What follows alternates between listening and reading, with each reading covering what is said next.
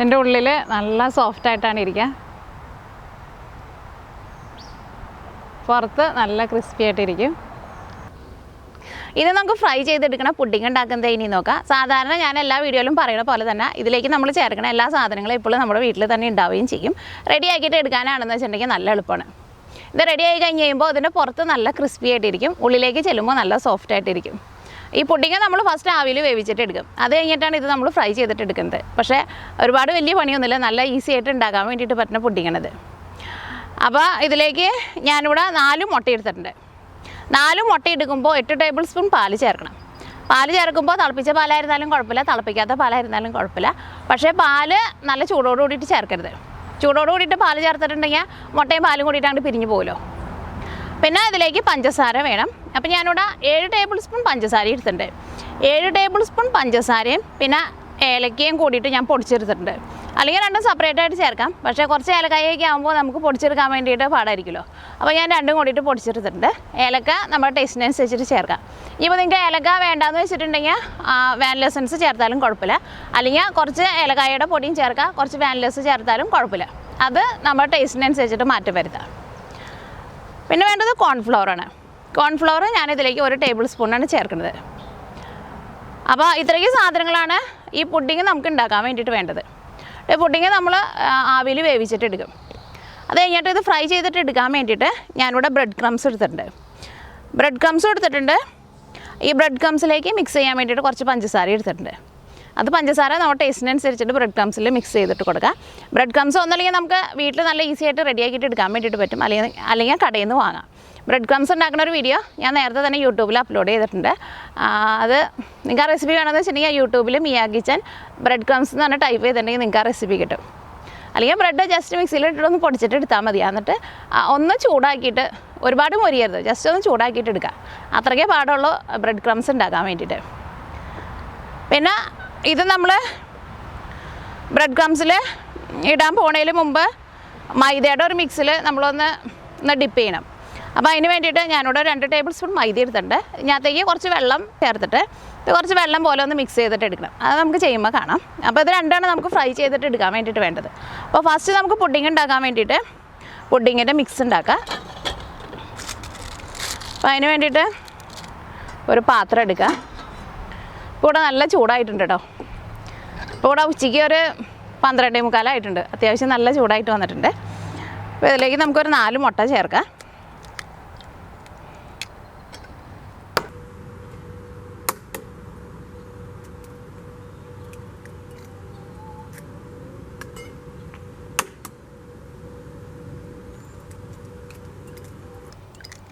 അപ്പോൾ ഞാനിതിലേക്ക് 4 മുട്ട ചേർത്തിട്ടുണ്ട്.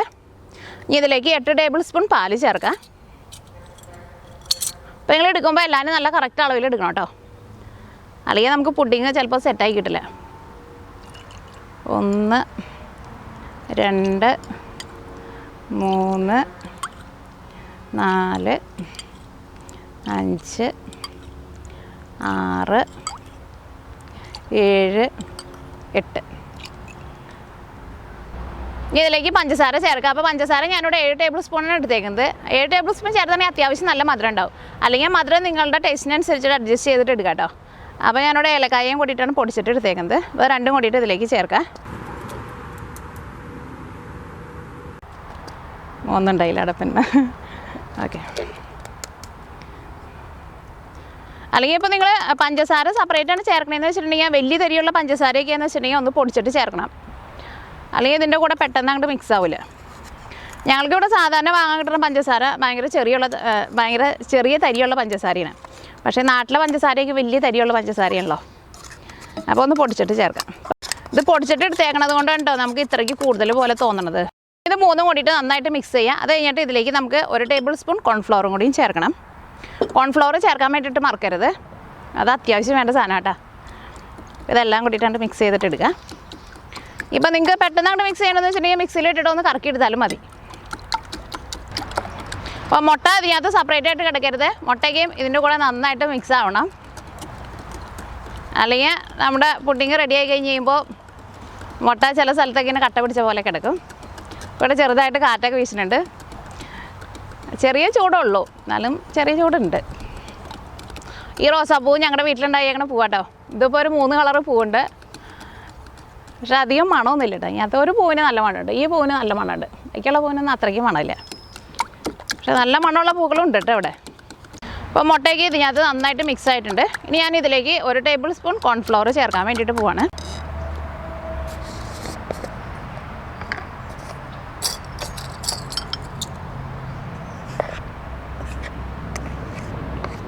അപ്പോൾ നിങ്ങൾ കറക്റ്റ് 1 ടേബിൾ സ്പൂൺ തന്നെ ചേർക്കണം, കുറവ് ചേർക്കരുത്.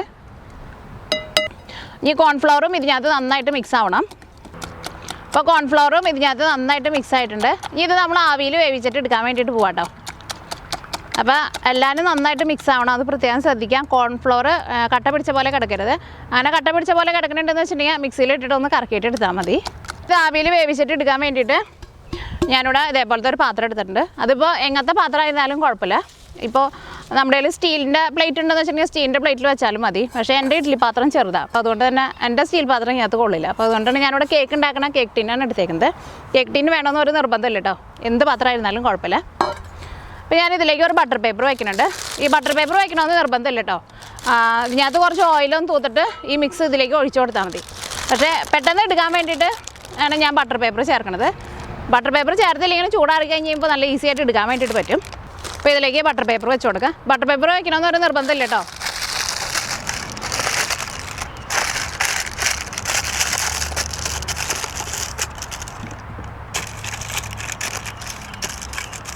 ഇനി ഞാനിതിലേക്ക് മിക്സ് ഒഴിക്കാൻ വേണ്ടിയിട്ട് പോകണം. അപ്പോൾ ഇത് ചെറിയ പാത്രമാണല്ലോ, അപ്പോൾ ഞാൻ 2 ട്രിപ്പായിട്ടാണ് വേവിച്ചിട്ട് എടുക്കുന്നത്. കാരണം ഇത് റെഡി ആയി കഴിഞ്ഞ് കഴിയുമ്പോൾ ഒരുപാട് കനത്തിലിരിക്കണ്ട, അപ്പോൾ അത്രയ്ക്ക് ടേസ്റ്റ് ഉണ്ടാവില്ല. ഒരു മീഡിയം, ഒരു 1/2 ഇഞ്ച് കനത്തിൽ ഉണ്ടാക്കിയാൽ മതി. അപ്പോൾ ഇത് 2 പ്രാവശ്യമായിട്ടാണ് ഞാൻ ഉണ്ടാക്കുന്നത്. അപ്പോൾ നിങ്ങളുടെ പാത്രം വലുതാണെന്ന് വെച്ചിട്ടുണ്ടെങ്കിൽ ഒറ്റ ട്രിപ്പിൽ റെഡി ആക്കിയിട്ട് എടുക്കുക.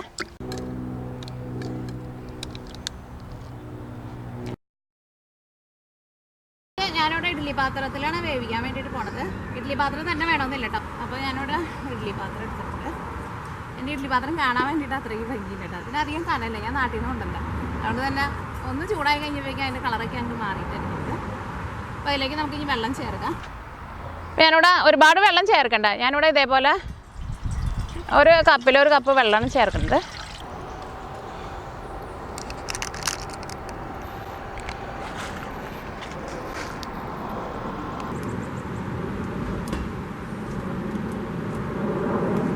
ഇഡ്ഡലി പാത്രം മൂടി വയ്ക്കാം. അപ്പോൾ ഇതിൽ നന്നായിട്ട് ആവി വന്നിട്ടുണ്ടെങ്കിൽ പിന്നെ ഒരു 5 മിനിറ്റ് ആവി നന്നായിട്ട് വന്നാൽ മതി. കാരണം പെട്ടെന്ന് വെന്ത് കിട്ടും. പിന്നെ ഇത് നമ്മൾ നല്ല കനം കുറച്ചിട്ടാണല്ലോ ഉണ്ടാക്കണത്. ഇന്ന് ആവി വന്നിട്ട് ഒരു 5 മിനിറ്റ് നന്നായിട്ട് ആവി വന്നിട്ടുണ്ടായിരുന്നു. ഇത് നമുക്കൊന്ന് തുറന്ന് നോക്കാം. അപ്പോൾ നമ്മുടെ പുഡിങ് റെഡി ആയിട്ടുണ്ട്. അല്ലെങ്കിൽ നിങ്ങൾക്ക് ഇപ്പോൾ എന്തോന്ന് അറിയണമെന്ന് വെച്ചിട്ടുണ്ടെങ്കിൽ ഒരു ടൂത്ത് പിക്ക് എൻ്റെ സെൻറ്ററിലൊന്ന് കുത്തി നോക്കാം. അപ്പോൾ അത് ക്ലീൻ ആയിട്ട് വരുന്നുണ്ടെന്ന് വെച്ചിട്ടുണ്ടെങ്കിൽ പുഡിങ് റെഡി ആയിട്ടുണ്ടാവും. അപ്പോൾ ഇനി ഇതുകൊണ്ട് നീക്കി വയ്ക്കാം.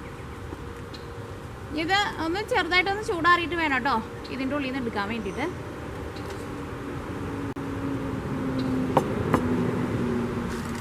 ഇനി നമുക്ക് ഓരോ ട്രിപ്പും കൂടിയും റെഡി ആക്കിയിട്ട് എടുക്കാനുണ്ട്.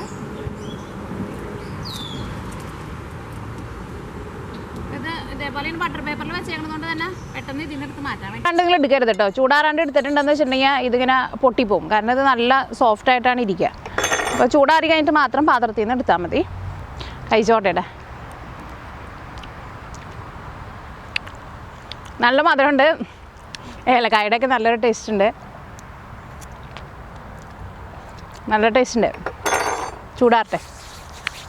ഇനി ഇത് ചൂടാറുമ്പോഴേക്കും നമുക്ക് മൈദയുടെ ഒരു മിക്സിങ് ഉണ്ടാക്കണമല്ലോ. അപ്പോൾ ഞാനിവിടെ കുറച്ച് മൈദ എടുത്തിട്ടുണ്ട്. ഇതിലേക്ക് കുറച്ച് വെള്ളം ഒഴിച്ചിട്ട് ഒരുപാട് തിക്കാക്കണ്ട. നമ്മുടെ മിക്സിങ് റെഡി ആയിട്ടുണ്ട്. ഇതാണ്ട് നീക്കി വയ്ക്കാം. ഇനി ഞാനിവിടെ ബ്രെഡ് ക്രംസ് എടുത്തിട്ടുണ്ട്. ഇതിലേക്ക് ഞാനിവിടെ കുറച്ച് പഞ്ചസാര ചേർക്കുന്നുണ്ട്. പഞ്ചസാര നമ്മുടെ മധുരത്തിനനുസരിച്ചിട്ട് ചേർത്ത് കൊടുക്കുക. ഇപ്പോൾ നിങ്ങൾക്ക് മധുരം വേണ്ടാന്ന് വെച്ചിട്ടുണ്ടെങ്കിൽ ബ്രെഡ് ക്രംസിലേക്ക് പഞ്ചസാര ചേർത്തില്ലെങ്കിലും കുഴപ്പമില്ല. നമ്മുടെ ബ്രെഡ് ക്രംസും റെഡി ആയിട്ടുണ്ട്. പിന്നെ മൈദയുടെ മിക്സിങ് റെഡി ആയിട്ടുണ്ട്. ഇനി ഇതൊന്ന് ചൂടാറി കഴിഞ്ഞ് കഴിയുമ്പോൾ ഇത് നമുക്ക് ഇഷ്ടമുള്ള ഷേപ്പിൽ കട്ട് ചെയ്തിട്ട് എടുക്കാം. നോക്കട്ടെ ചൂടാറി ഒന്ന്. നമ്മുടെ പുഡിങ് റെഡി ആയിട്ടുണ്ട്. ഇതിപ്പോൾ ചൂടാറിയിട്ടുണ്ട് കേട്ടോ. ഇത് നമുക്ക് ഇഷ്ടമുള്ള ഷേപ്പിൽ നമുക്ക് കട്ട് ചെയ്തിട്ട് എടുക്കാം.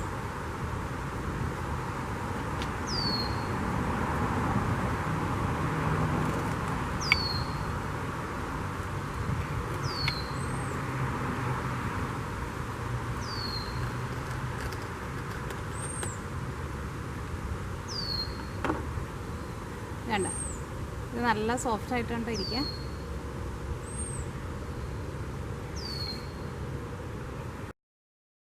നമ്മൾ പുഡിങ് എല്ലാവരും കട്ട് ചെയ്തെടുത്തിട്ടുണ്ട്. അപ്പോൾ എനിക്ക് എല്ലാവരും ഒരേ ഷേപ്പിലല്ല കേട്ടോ കിട്ടിയേക്കണത്, പലതും പല ഷേപ്പിലാണ് കിട്ടിയത്. അപ്പോൾ നിങ്ങൾക്ക് ഇഷ്ടമുള്ള ഷേപ്പിൽ നിങ്ങൾക്ക് കട്ട് ചെയ്തിട്ടിടുക. നമ്മൾ മൈദയുടെ മിക്സ് റെഡിയാക്കിയിട്ട് വെച്ചിട്ടുണ്ടല്ലോ, ഈ മൈദയുടെ മിക്സിൽ ഒന്ന് മുക്കുക. അത് കഴിഞ്ഞിട്ട് ബ്രെഡ് ക്രംസിലൊന്ന് ഡിപ്പ് ചെയ്തിട്ടിടുക.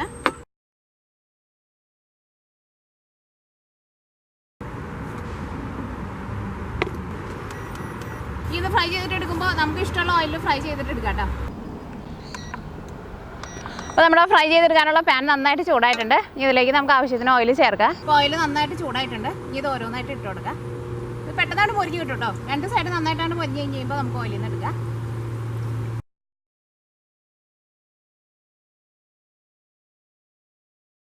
ഇവിടെ ഫ്രൈ ചെയ്തെടുത്തേക്കണ പുഡിംഗ് കേക്ക് റെഡി ആയിട്ടുണ്ട്. ഇതിനാണ് കറക്റ്റ് പേരൊന്നും ഇല്ല കേട്ടോ. ഈ പേര് ഞാനിട്ട് തന്നെ, നിങ്ങൾക്ക് ഇഷ്ടമുള്ള പേര് നിങ്ങൾക്ക് ഇതിനുണ്ട്. അപ്പോൾ ഇതൊന്ന് നമുക്കൊന്ന് നോക്കാം കേട്ടോ. ഇതിൻ്റെ പുറത്ത് നല്ല ക്രിസ്പി ആയിട്ടിരിക്കും, ഉള്ളിൽ നല്ല പഞ്ഞി പോലെ നല്ല സോഫ്റ്റായിട്ടിരിക്കും. ഉള്ളിലേക്കാണ്ട് ചെല്ലുമ്പോഴെന്ന് വെച്ചിട്ടുണ്ടെങ്കിൽ നല്ല മധുരമാണ്. ഇതിപ്പോൾ അത്യാവശ്യം നല്ല ചൂടുണ്ട്. അപ്പോൾ ഇത് കഴിക്കുമ്പോൾ ഒന്ന് തണുപ്പിച്ചിട്ട് കഴിക്കുക, അപ്പോഴായിരിക്കും കൂടുതൽ ടേസ്റ്റ് ഉണ്ടാവുക. അല്ലെങ്കിൽ ഇപ്പോൾ ചിലവർക്ക് അതിങ്ങനെ ഓരോരുത്തരുടെ ഇഷ്ടം പോലെ ഇരിക്കും. ചിലവർക്ക് ചിലപ്പോൾ ചൂടോടുകൂടിയിട്ട് കഴിക്കുന്നതായിരിക്കും ഇഷ്ടം. അത് നിങ്ങൾ റെഡി ആയി കഴിഞ്ഞാൽ ഒരു കഷ്ണം കഴിച്ച് നോക്കാം. അപ്പോൾ നിങ്ങൾക്ക് ചൂടോടുകൂടി വേണമെന്ന് വെച്ചാൽ അങ്ങനെ കഴിക്കുക, അല്ലെങ്കിൽ തണുപ്പിച്ചിട്ട് കഴിക്കുക. അപ്പോൾ ഇതിൽ നിന്ന് ഒരു കഷ്ണം എടുത്ത് കഴിച്ച് നോട്ടെ കേട്ടോ. അപ്പോൾ ഇതിൻ്റെ പുറത്ത് നല്ല ക്രിസ്പി ആയിട്ടിരിക്കും. നമ്മൾ ബ്രെഡ് ക്രംസ് ചേർത്തിട്ടുണ്ടാവില്ല. അപ്പോൾ എന്തായിരുന്നാലും നല്ല ക്രിസ്പി ആയിട്ടിരിക്കും. ഉള്ളിൽ നല്ല സോഫ്റ്റായിട്ട് നല്ല പഞ്ഞി പോലെ ഇരിക്കും. ഞാൻ ഒന്ന് കഴിച്ചോട്ടെ കേട്ടോ. ചൂടാറിയിട്ടില്ല, ചെറിയ ചൂടുണ്ട്, പക്ഷേ കുഴപ്പമില്ല.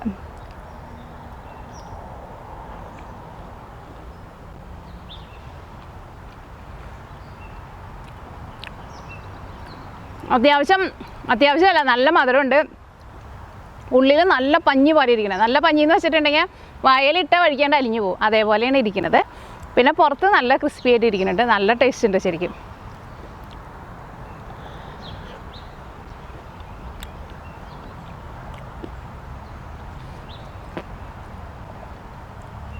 അപ്പോൾ നിങ്ങൾക്ക് എങ്ങനെ കഴിക്കാനും ഇഷ്ടമാണെന്ന് വെച്ചാൽ അങ്ങനെ കഴിക്കുക. ചൂടോടുകൂടി കഴിക്കാനും നല്ല ടേസ്റ്റ് ഉണ്ട്. തണുപ്പിച്ചിട്ട് വേണമെന്ന് വെച്ചിട്ടുണ്ടെങ്കിൽ തണുപ്പിച്ചിട്ട് കഴിക്കാം. പിന്നെ തണുപ്പിക്കാൻ വേണ്ടിയിട്ട് വെക്കുമ്പോൾ ഫ്രീസറിൽ വെക്കരുത് കേട്ടോ.